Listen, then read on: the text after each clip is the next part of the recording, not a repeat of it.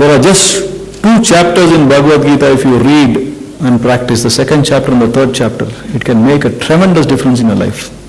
Practicing it is difficult, but at least being aware of it is important. So when you face problems, you realize, when I don't get the phone that I want, what happens? You get angry with your parents, or you get angry with your job, you get angry with your world, whatever. From there starts, because you are dwelling on sense objects, there starts the ruin.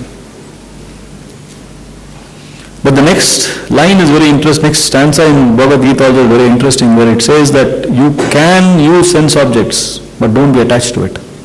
So tomorrow you lose your phone, don't get upset. I went to a village where I have some contact and a farm. I asked him where is that, his name was some Narayanappa or something like that. Yellappa avaru, sir, suicide ಮಾಡ್ಕೊಂಡ್ಬಿಟ್ರು. ನಾನು ಯಾಕೆ suicide ಮಾಡ್ಕೊಂಡಪ್ಪ, ಅವರು phone mobile phone ಕಳ್ದೈತೆ sir, suicide ಮಾಡ್ಕೊಂಡ್ಬಿಟ್ಟ. ಅಯ್ಯೋ ತಲೆ ಅವರು. A 2,000 rupee phone, I told all you have to do was come and somebody asked me, I would have given him 2,000 rupees or got him a mobile phone and given. That is the value of life. He felt so upset he committed suicide. And thanks to our farming technology, we have good pesticides which will definitely kill you. And government gives Iraq at a lower cost, so mix both of them together and have it. So good concussion there. So be content with the minimum, because contentment is the doorkeeper of liberation, and take this path towards liberation is essential, because mental sustainability, learn from this man. I talked about physical sustainability. No, mental sustainability is something that you need to understand. What is mental sustainability? Learn from this man, where humility and simple truth is required. These are the fundamental requirements for mental sustainability. Be humble, tell the truth, be honest, have the integrity. Just simple foundation told by this great man. This is only the beginning, and the journey is a very, very long one from here. Physical sustainability and mental sustainability. So other paths towards liberation are tranquility, inquiry, contentment, and association with virtuous people. You know where I got this from? This is something nobody would have read. Very few people have understood this or read this book. This is from Yoga Vashishta. It is a dialogue between Valmiki and Sri Rama, written much before the Bhagavad Gita. The Essence of Yoga Vashishta is a book that I happened to chance to read because my father keeps these kind of books. Fantastic book.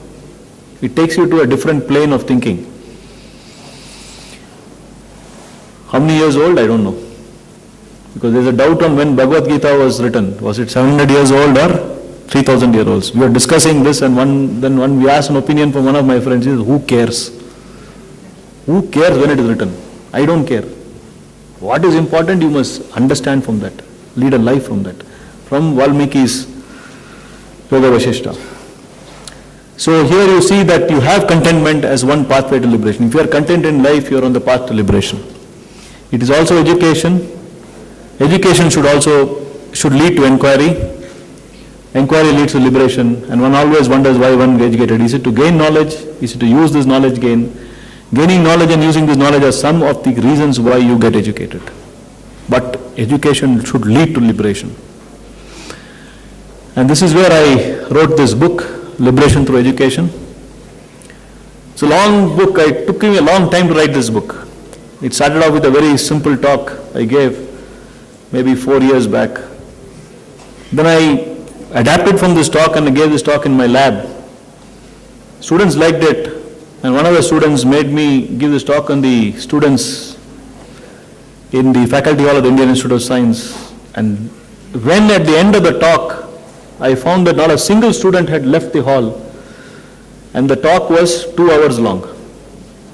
I realized that this has a potential. This has something that has conveyed a message to them. I gave this talk again.